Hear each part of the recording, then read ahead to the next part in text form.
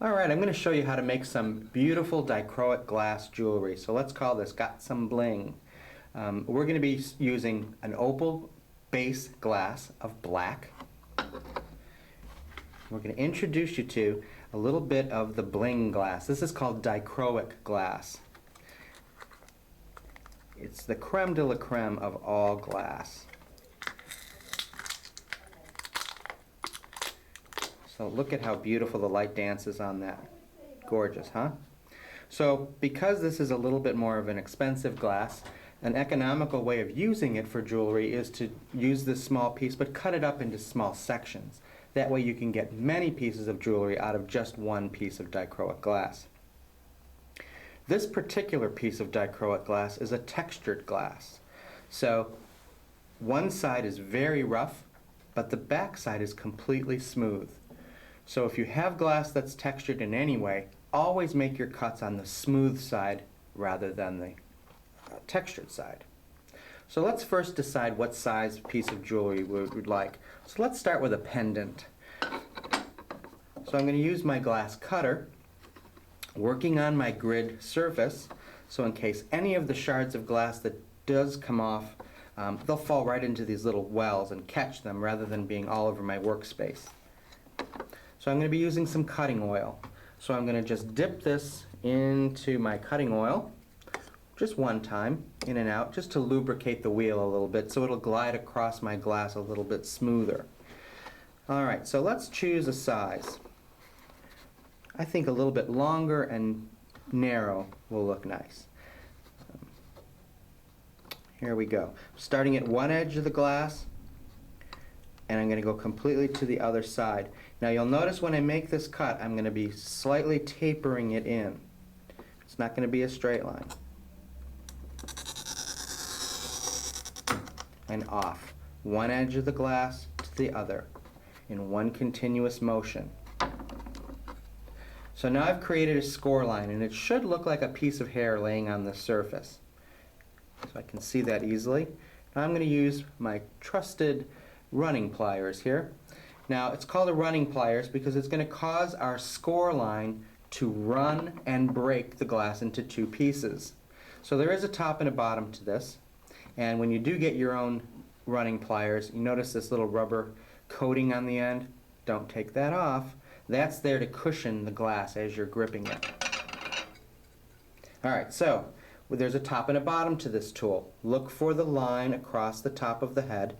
That's always facing up. No matter how experienced you are at cutting glass, every time you pick up this tool, look for that mark. It's really easy to misjudge and have it turned upside down. And that will break your glass. It'll shatter your glass. It won't break it properly. So we're looking for the line. We're looking for the line we made with this with the cutting tool, and we're going to line both lines up. Take a little bit of a bite into the glass, line up the lines, and just a gentle squeeze of the tool. And it breaks the glass, hopefully, right on your score line.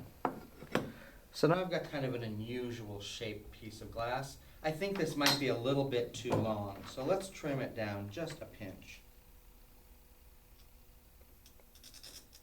Again, even though this is a small piece of glass, I went from one end to the other.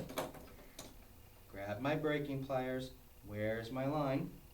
Line them up and give it a gentle squeeze. And it breaks just that easy.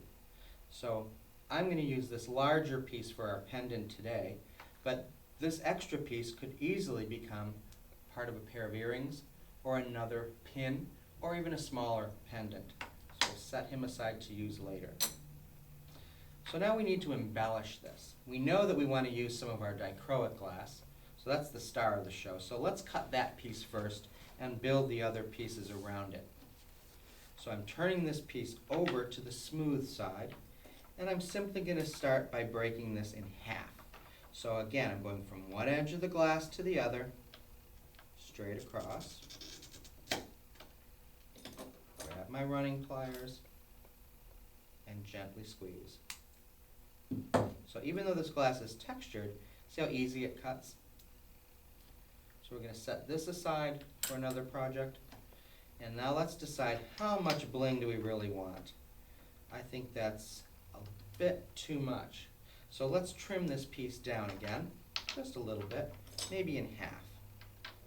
That way I'll be able to get several more pieces of jewelry out of the one piece of dichroic glass. All right.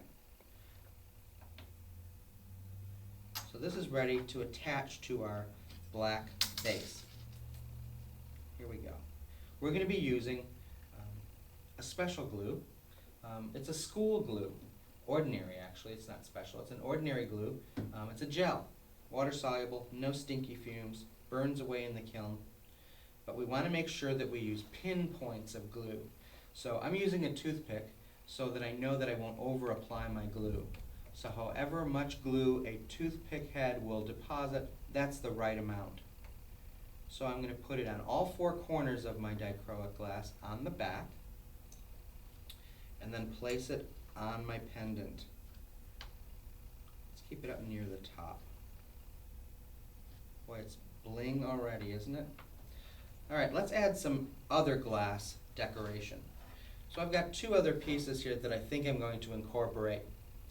We have a glass rod and we have a glass stringer. Let's start with the stringer. This is a thin strand of solid glass. It resembles angel hair pasta. It's just as fragile as pasta also. So we don't need to use any of our tools for getting this the right size. Just our fingers. It's that fragile and it breaks that easy. So I'm going to scoot this dichroic piece over just a little bit so that I can run some long stripes of that bright red against that black. Boy, that's sharp. All right, so let's look at what size we need. So I'm just going to pinch down, and it to be about that size, and just hold it tightly in my fingers and just snap it, just the way you would break a piece of pasta. Easy. Now I'm going to attach this to my pendant, and instead of using the toothpick, I'm just going to dip the end of each end of the stringer right into our glue, and that way it will adhere itself right to our base. So there's one there. So the nice thing about decorating with glass fusing projects, you can create it as you go. Change your mind. Nothing's permanent until it hits the kiln. So think about it, design as you go. You know how we artists are, we always like to change our mind. So let's add another piece of So let's add another piece of red stringer just to dress it up a little bit more.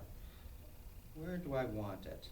I think I'm going to add it right down near the bottom. So just holding my finger in place, giving it another snap to break it off, dipping the glue both sides of the stringer, and here we go. We're just going to set it right onto our blank.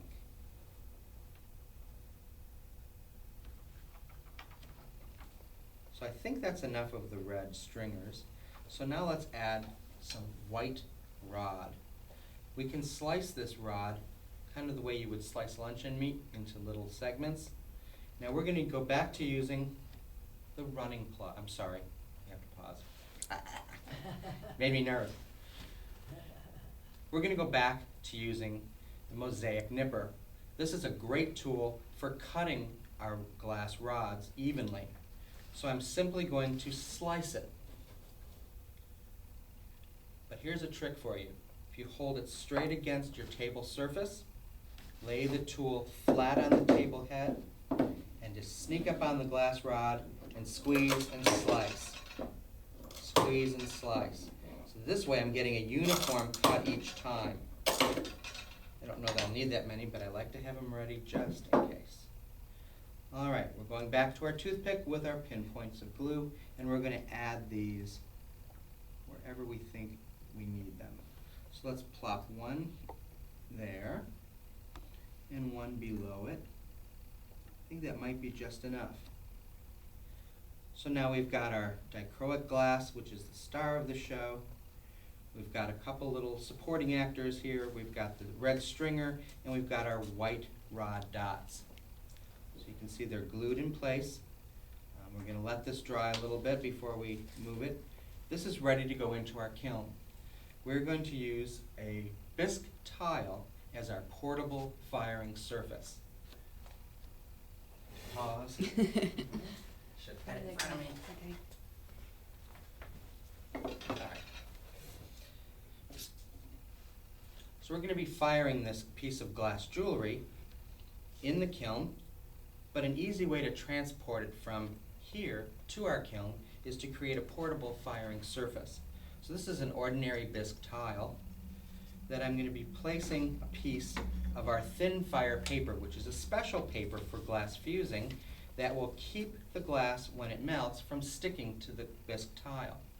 So I've cut this thin fire paper just a little bit smaller than my tile, place that on the surface, and I'm simply going to rest my glass directly on the paper.